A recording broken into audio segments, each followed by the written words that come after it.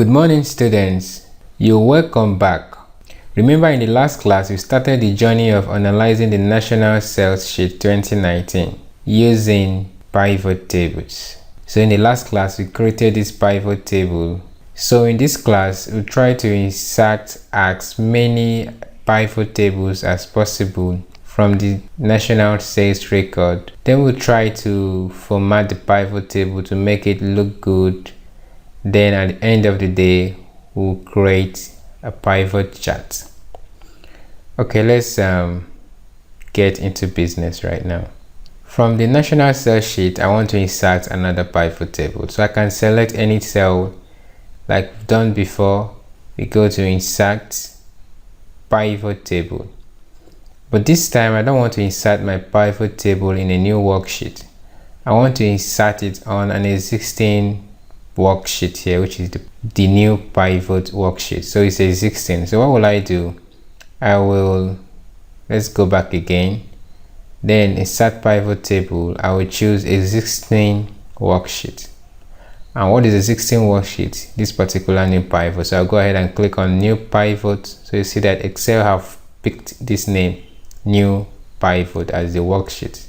So I will go ahead and say okay. But before you say okay, mind you, you need to tell Excel where this pivot table will start. So remember, here it says in existing worksheet, fine, but at what cell? So if I go ahead and select this, you see that it's not just in new pivot worksheet, but the cell where this pivot table will start is specified at G4, as you can see it here. So when you select the worksheet, you also select the cell so that you'll be specific. A cell won't be confused where to insert this pivot table. So I'll go ahead and say okay. So you see that our new pivot table is in the same worksheet, new pivot worksheet, but in different cell location. So here I want to see the products.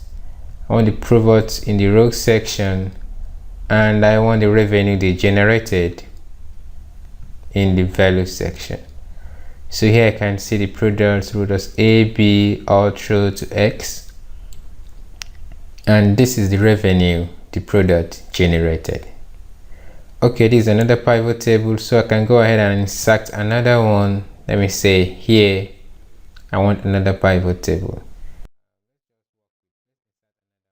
So we have these 4 pivot tables in one worksheet. Now let's try to make some analysis. Here I have this product A, B, Dolphin, G, H, M, Auto, X, and I have the revenues they generated here, assuming they are in dollars. How will we actually know the person that the product that is doing very well, that have generated much of the revenue? So there are things I can do here. If I select any of the cells in this revenue column and I right clicked,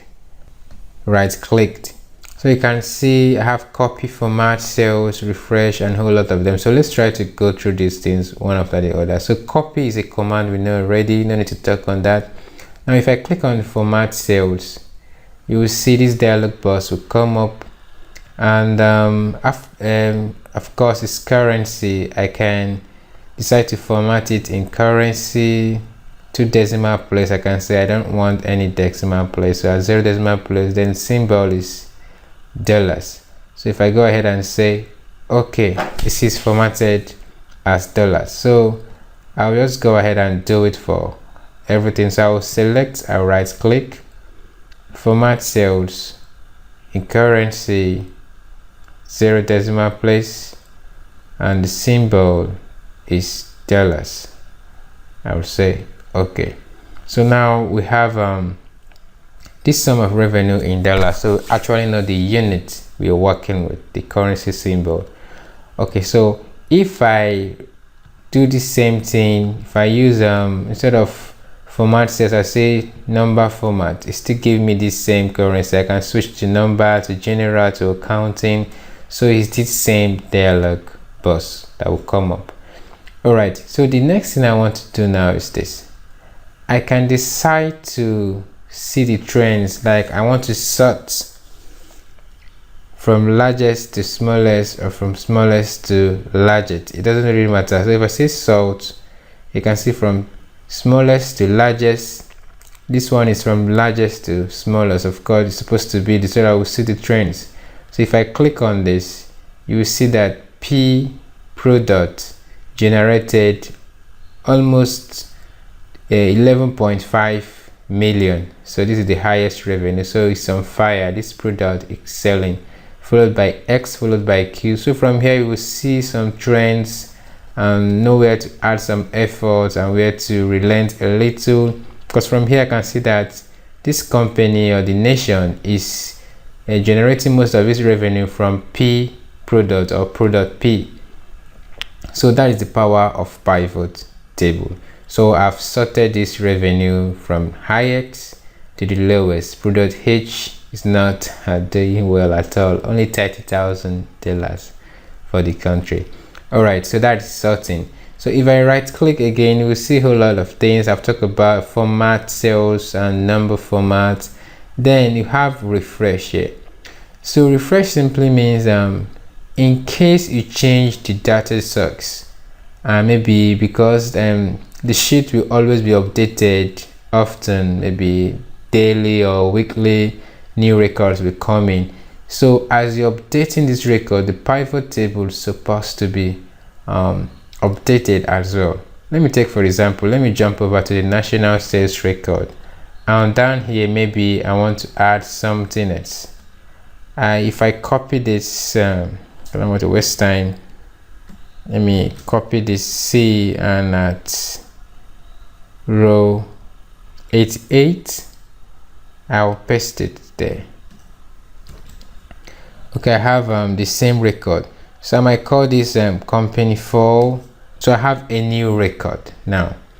So but how am I going to remember the table we're analyzing stop at row 87, but now I've added row 88. So how am I going to update this in my pivot table?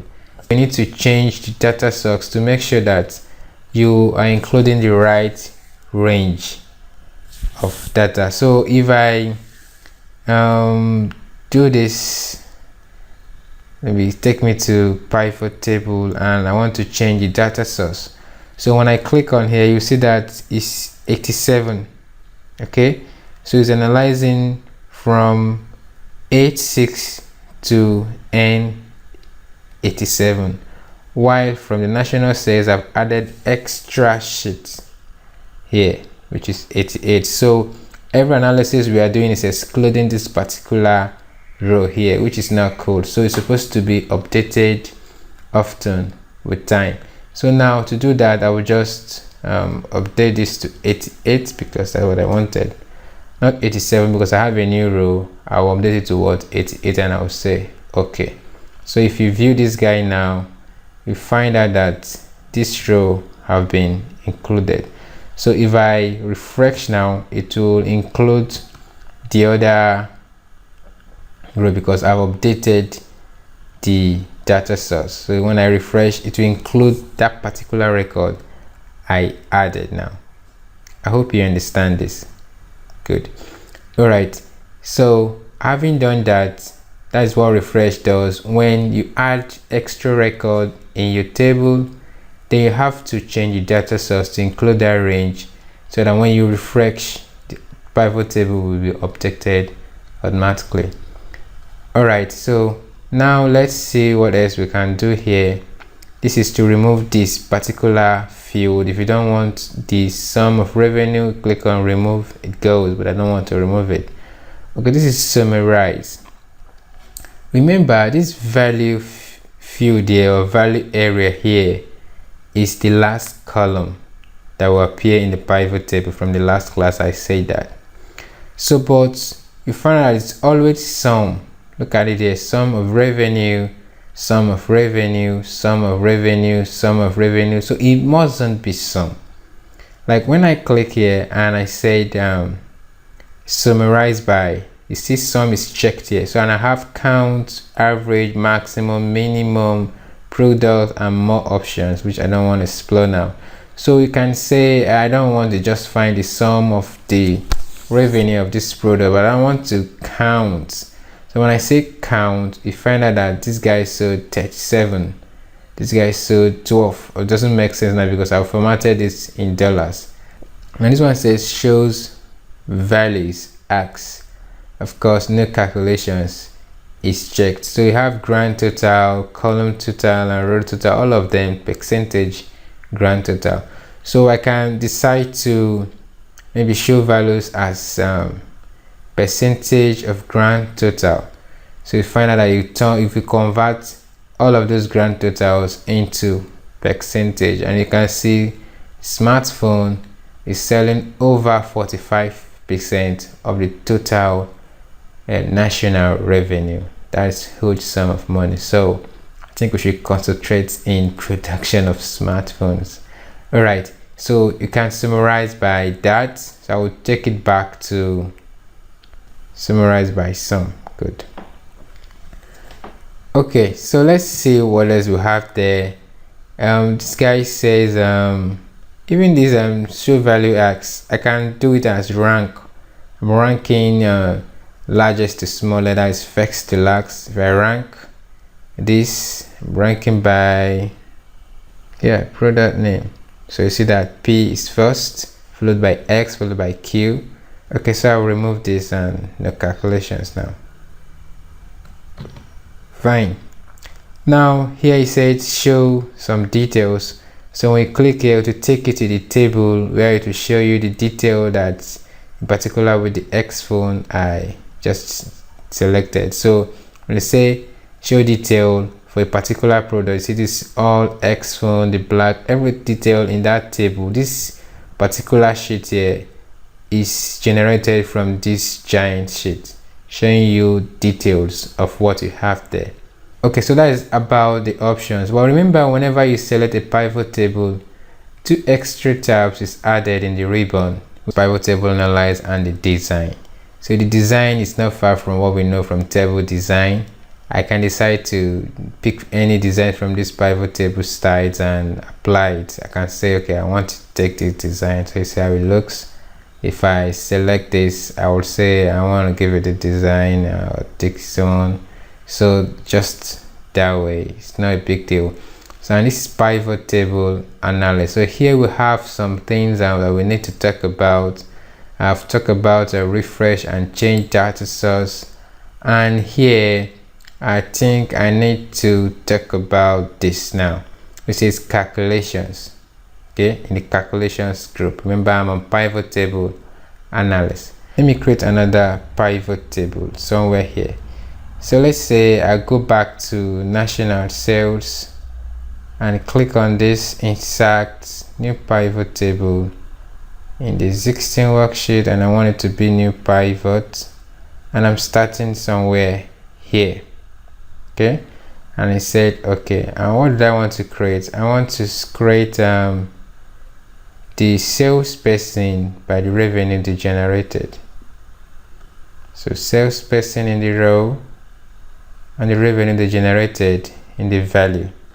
So I want to format it's a currency 0 decimal place dollars. Okay, so Cricket Jack is doing marvelously well. I don't even know whether it's this guy. Let me try to sort and see what I have, largest to lowest. So not Chicky Jack, but Yusuf Ibrahim.